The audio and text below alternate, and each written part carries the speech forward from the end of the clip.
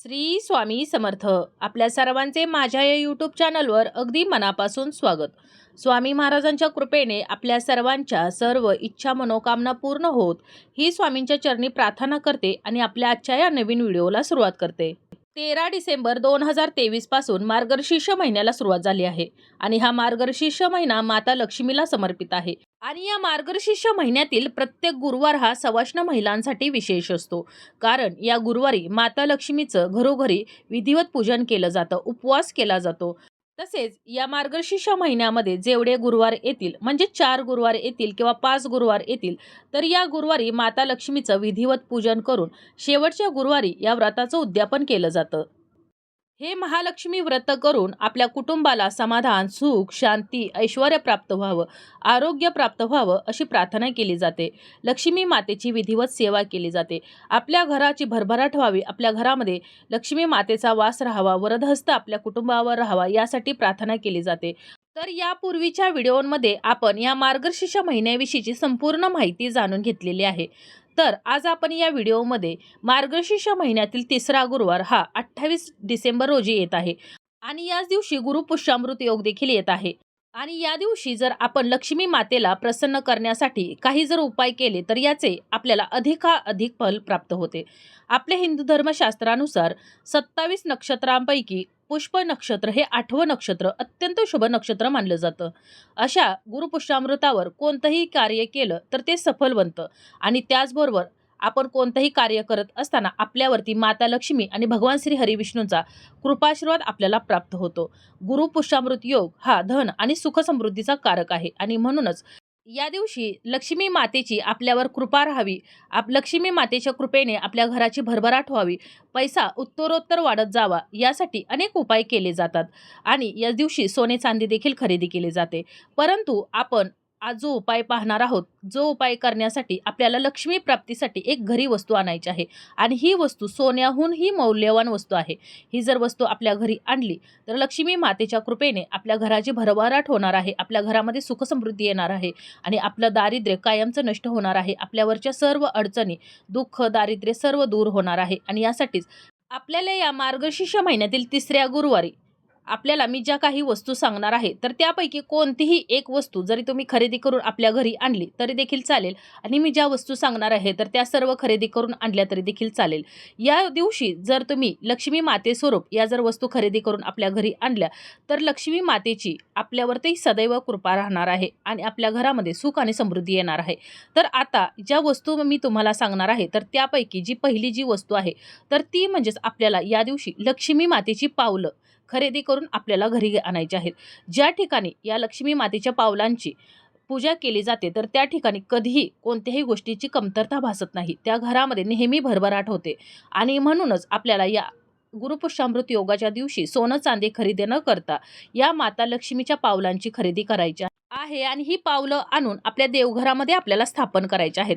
काही जण ही पावलं आपल्या उंबरठ्यावरती स्थापन करत असतात, परंतु उंबरठ्यावरती येता जाता आपला पाय, आपला धक्का लागण्याची शक्यता असते आणि यामुळं लक्ष्मी मातेचा अपमान होतो आणि यामुळं लक्ष्मी माता आपल्या घरातून निघून जाण्याची शक्यता असते आणि यासाठीच आपल्याला उंबरठ्यावरती पावलं न चिकटवता आपल्या देवघरामध्ये ही पावलं चिकटवायची आहेत, स्थापन करायची आहेत आणि दररोज सकाळी आणि संध्याकाळी देवपूजा करत असताना आपल्याला या पावलांची देखील पूजा करायची आहे.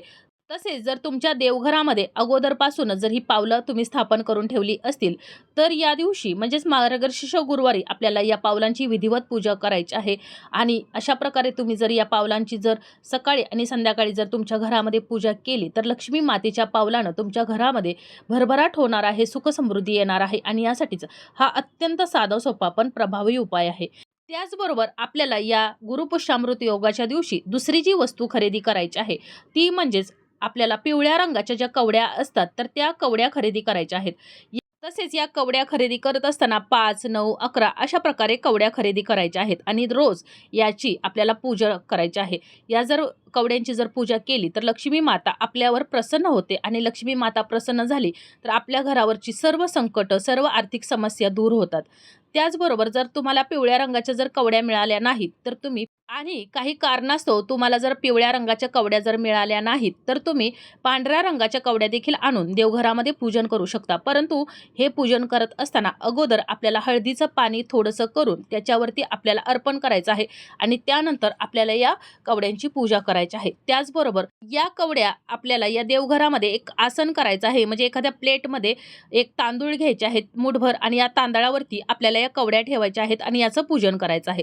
त्याचबरोबर आपण या कवड्याचा अजून एक उपाय करू शकतो, म्हणजेच आपल्याला पिवळ्या रंगाच्या 11 कवड्या घ्यायच्या आहेत. एक लाल रंगाचं वस्त्र घ्यायचं आहे.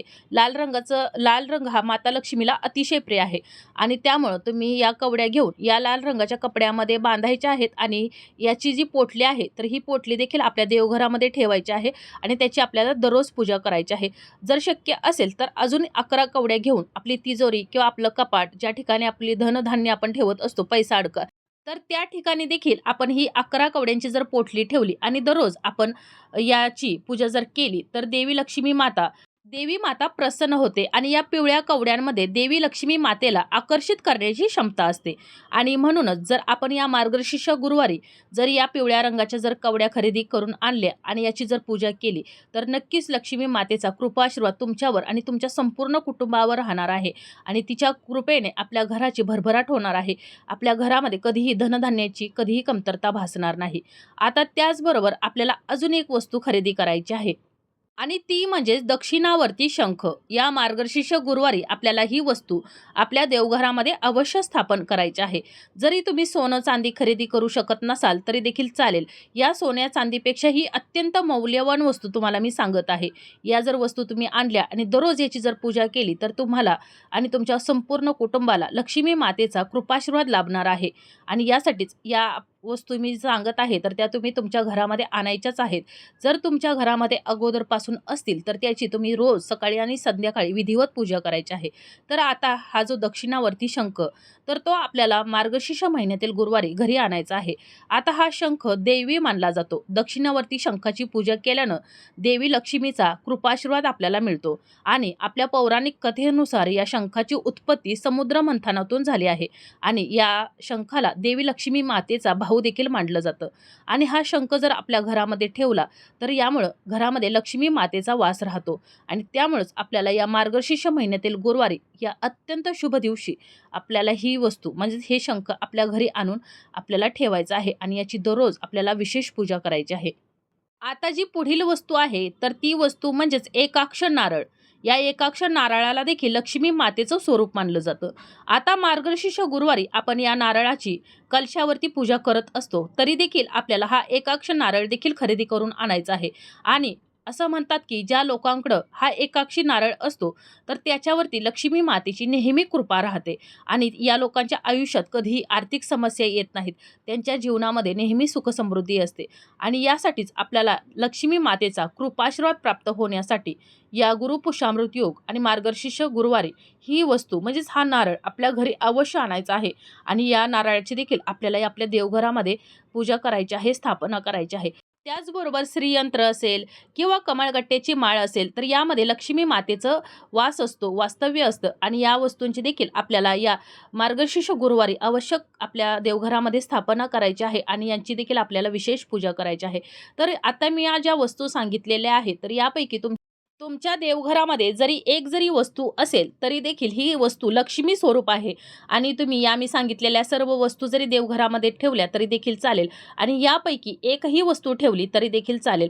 आपल्या या ज्या वस्तू आहेत तर या सर्व लक्ष्मी स्वरूप आहेत आणि या सर्व वस्तूंची जर आपण दररोज सकाळी संध्याकाळी जर पूजा केली तर आपल्या घरामध्ये लक्ष्मी मातेचा वावर राहणार आहे. लक्ष्मी मातेचा कृपाआशीर्वाद आपल्या कुटुंबावर राहणार आहे. वरदहस्त आपल्या कुटुंबावर राहणार आहे आणि लक्ष्मी मातेच्या कृपेने आपल्या सर्व इच्छा मनोकामना पूर्ण होणार आहेत. आपले गरिबी दारिद्र्य कायमचं नष्ट होणार आहे आणि त्यासाठी जर शक्य असतील तर तुम्ही या सर्व वस्तू आणून आपल्या देवघरामध्ये स्थापन करायचं आहे. आणि जर तुम्हाला जर शक्य नसतील तर यापैकी तुम्ही एकही वस्तू आणली तरी देखील चालेल. या दिवशी सोने चांदी खरेदी केले नाही तरी देखील चालेल, परंतु या लक्ष्मी स्वरूप वस्तू आपल्या घरी आणायलाच हव्यात. आणि या ज्या वस्तू आहेत तर या सर्व वस्तू सोन्या चांदीपेक्षाही अत्यंत मौल्यवान अशा वस्तू आहेत आणि या सर्व लक्ष्मी स्वरूप वस्तू आहेत आणि त्यामुळे तुम्ही जर या वस्तूंची तुमच्या देवघरामध्ये स्थापना केली किंवा जर तुमच्या देवघरामध्ये अगोदरपासूनच जर या वस्तू असतील आणि याची जर तुम्ही विधिवत पूजा केली तर तुमच्यावरती माता लक्ष्मीचा, भगवान श्री हरिविष्णूंचा कृपाशीर्वाद नेहमी राहणार आहे आणि त्यांच्या कृपेने तुमच्या घराची भरभराट होणार आहे. घरामध्ये नेहमी सुखसमृद्धी होणार आहे. अशा प्रकारे आपल्या आजची ही माहिती, आजचा हा व्हिडिओ इथंच थांबवते. ही माहिती, हा व्हिडिओ कसा वाटला हे कमेंट करून जरूर कळवा. माहिती आवडली असेल तर व्हिडिओला लाईक करा, चॅनलला सबस्क्राईब करा आणि हा व्हिडिओ जास्तीत जास्त शेअर करा. धन्यवाद.